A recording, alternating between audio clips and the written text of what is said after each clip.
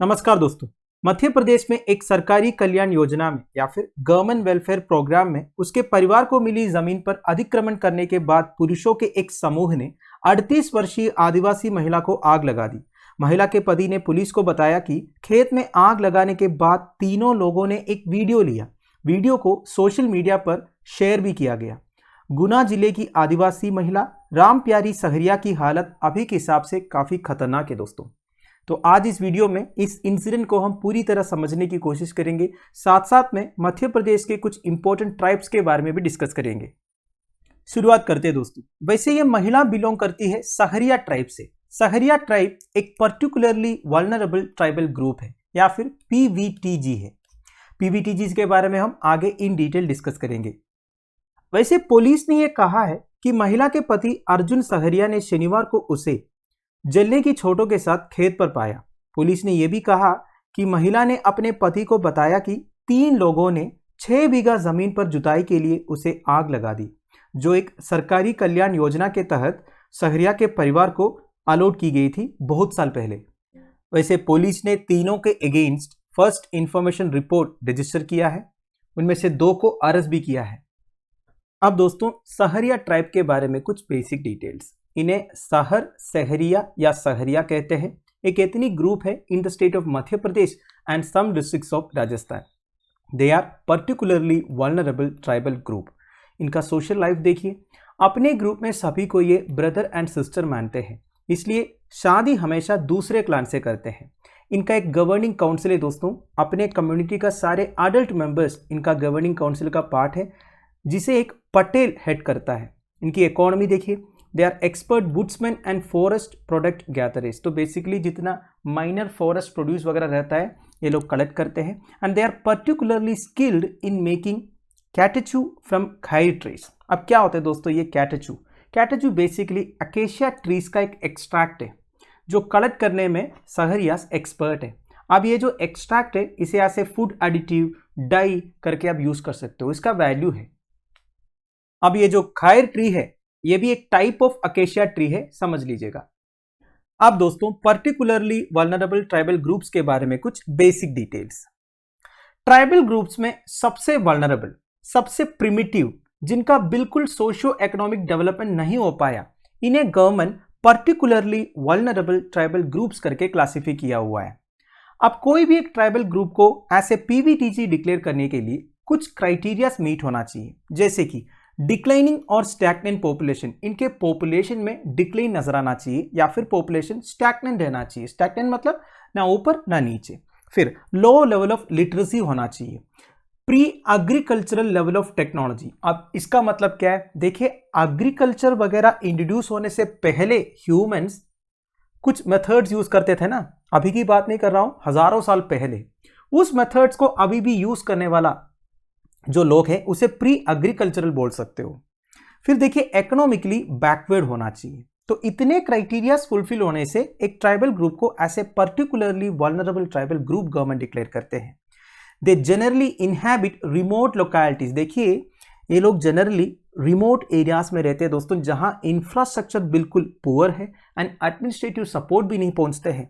1973 में देवर कमीशन ने primitive tribal groups create किया था एज ए सेपरेट कैटेगरी। मतलब बाकी सारे ट्राइबल ग्रुप से जो लेस डेवलप्ड है, इन्हें प्रिमिटिव ट्राइबल ग्रुप्स करके देवर कमीशन ने क्रिएट किया था। फिर 2006 में government of India primitive tribal groups का नाम चेंज करके पीवीटीजीज किया।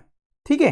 फिर देखिए, 1975 में government of India most vulnerable tribal groups को आइडेंटिफाई किया एज पीवीटीजीज और 52 सच ग्रुप्स को डिक्लेयर किया। ये 1975 की बात नहीं कर रहा हूं। फिर 1993 में एडिशनल 23 ग्रुप्स को ऐड किया।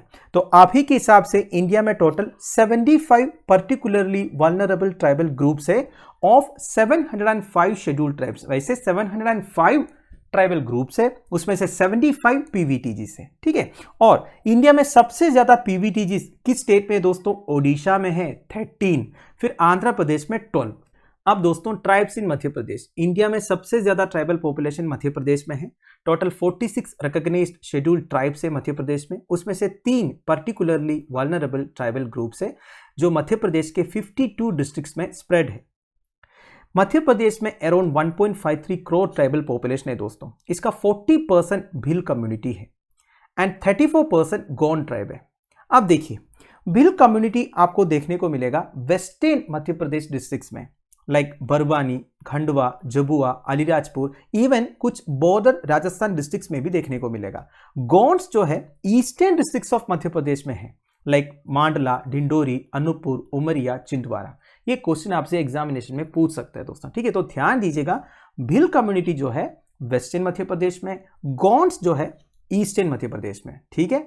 नाउ मध्य प्रदेश में टोटल 52 डिस्ट्रिक्ट्स है, उसमें से 6 डिस्ट्रिक्ट्स कंप्लीट ट्राइबल डिस्ट्रिक्ट्स है दोस्तों, और another 15 districts partial tribal districts आप बोल सकते हो, ठीक है। तो मध्य प्रदेश में 6 डिस्ट्रिक्ट्स में सबसे ज्यादा ट्राइबल पॉपुलेशन है, आप बोल सकते हो ना। मध्य प्रदेश के इंपॉर्टेंट ट्राइब्स कौन कौन सा है? बैगास, भिल्स, भरिया, बिरहोर, गोंड, कटकरी, खरिया, खोंड, कौल, मुरियास, कुरकू, मवासी, परदन एंड सहरिया। इसमें से बैगास, भरिया एंड सहरिया ये तीनों पर्टिकुलरली वल्नरेबल ट्राइबल ग्रुप है, ध्यान दीजिएगा। अब दोस्तों finally tribal rights in India. हमारी संविधान में प्रोटेक्शन ऑफ ट्राइबल कम्युनिटीज के लिए प्रोविजन है, specially their rights to land, क्योंकि ट्राइब्स के लिए लैंड केवल लाइवलीहुड एंड डेवलपमेंट के लिए नहीं है दोस्तों, बल्कि उनकी आइडेंटिटी का पार्ट है लैंड। इंडिया में मोस्ट ऑफ द ट्राइब्स को कलेक्टिवली आइडेंटिफाई किया हुआ है under article 342 clause 1 and 2 as scheduled tribes, और इनके right to self determination guarantee किया हुआ है पार्ट 10 में। क्या होता है राइट टू सेल्फ डिटर्मिनेशन? मतलब अपनी जो चीजें खुद डिसाइड करने का एक पावर। नहीं समझे? देखिए, पार्ट 10 में कौन सा आर्टिकल है? आर्टिकल 244 है। उसका क्लोज 1 एंड क्लोज 2 क्या है, एक बार चेक कर लेते हैं। क्लोज 1 में the provisions of 5th schedule के बारे में लिखा है। देखिए, the provisions of the 5th schedule shall apply to the administration and control of scheduled areas and scheduled tribes in any state other than states of Assam, Meghalaya, Tripura and Mizoram. तो basically Assam, Meghalaya, Tripura and Mizoram को छोड़ के बाकी सारे स्टेट्स में जितने scheduled areas and scheduled tribes है, इनके एडमिनिस्ट्रेशन एंड कंट्रोल कैसा होना चाहिए, इसके बारे में लिखा हुआ है आर्टिकल 244 क्लोज 1 में। आर्टिकल 244 क्लोज 2 में क्या लिखा हुआ है? 6th शेड्यूल के बारे में। 6th शेड्यूल में administration of tribal areas in states of Assam, Meghalaya, Tripura and Mizoram के बारे में लिखा हुआ है। समझ गए? तो ये रहा कॉन्स्टिट्यूशन में। फिर पार्लियामेंट ने भी कई सारे एक्ट पास किया है इनके प्रोटेक्शन के लिए। Number 1, scheduled castes and scheduled tribes prevention of atrocities act 1989। नाम से ही आपको समझ में आ गया होगा, scheduled caste and scheduled tribes के अगेंस्ट जो एट्रोसिटीज होते हैं उसे प्रिवेंट करने के लिए कई सारे प्रोविजन है प्रिवेंशन ऑफ एट्रोसिटीज एक्ट 1989 में। फिर देखिए, panchayat extension to scheduled areas act 1996। 1991 में भुरियास कमिटीज रिकमेंडेशन से ये एक्ट बना था।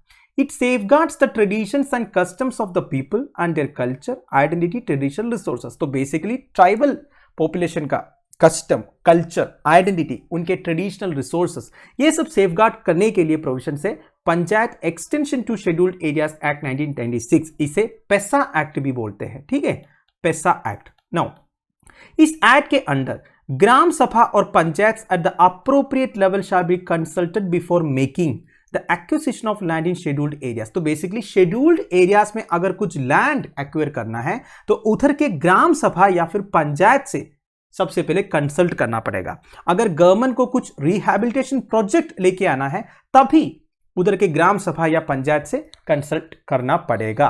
फिर देखिए, scheduled tribes and other traditional forest dwellers recognition of forest rights act 2006। ये क्या है? देखिए, जो ट्रेडिशनल फॉरेस्ट ड्वेलिंग कम्युनिटीज है ना, इसका मतलब देखिए मैक्सिमम जो ट्राइब्स है वो फॉरेस्ट के आसपास रहते हैं, वो फॉरेस्ट से ही अपना इनकम कमाते हैं। बेसिकली फॉरेस्ट के अंदर घुस के जो माइनर फॉरेस्ट प्रोड्यूस वगैरह, जैसे कि हनी हो गया, छोटे छोटे ट्रीज का बार्क हो गया, ठीक है, ये सब कलेक्ट करके वो अपना जो काम है वो चलाते हैं। तो ये राइट जो है इनका, इसे एक लीगल रिकॉग्निशन दिया था scheduled tribes and other traditional forest dwellers recognition of forest right act 2006 में। तो दोस्तों दैट्स इट। इधर हमें क्या देखने को मिल रहा है दोस्तों? देखिए, कॉन्स्टिट्यूशन ने कई सारे प्रोविजंस प्रोवाइड किया है ट्राइबल कम्युनिटीज के प्रोटेक्शन के लिए। इसके अलावा पार्लियामेंट ने ढेर सारे एक्ट पास किया है इनके प्रोटेक्शन के लिए। स्पेशली जो प्रिवेंशन ऑफ एट्रोसिटीज एक्ट 1989 उस पर कई सारे स्ट्रिंजेंट प्रोविजंस है इनके अगेंस्ट जो एट्रोसिटीज होता है उसे प्रिवेंट करने के लिए। इसके बावजूद ऐसे केसेस रिपोर्ट हो रहा है हमारे देश में। जिस पर्पस के लिए एक एक्ट बनाया जाता है वही पर्पस अगर फुलफिल नहीं हो रहा है तो फिर उस एक्ट का क्या फायदा है। इसलिए बोलते दोस्तों, इफेक्टिव इंप्लीमेंटेशन अगर इंश्योर नहीं कर पाएगा तो फिर कोई भी लॉ का, कोई भी पॉलिसी का कोई मतलब नहीं रहता। तो इस न्यूज में मुझे सबसे शॉकिंग ये लगा, एक गवर्नमेंट वेलफेयर प्रोग्राम के थ्रू ये सहरिया ट्राइबल फैमिली को ये लैंड मिला था और उसी लैंड को लेकर झगड़ा चल रहा था, जिसकी वजह से आज ये नौबत आ गया। तो इस बारे में आपका क्या ओपिनियन है, आप मुझे प्लीज कमेंट बॉक्स में बता दीजिएगा। लेक्चर की पीडीएफ एज यूजुअल आपको टेलीग्राम चैनल में मिल जाएगा, जिसका लिंक नीचे डिस्क्रिप्शन बॉक्स में प्रोवाइडेड है। Thank you for watching, bye bye, have a nice day.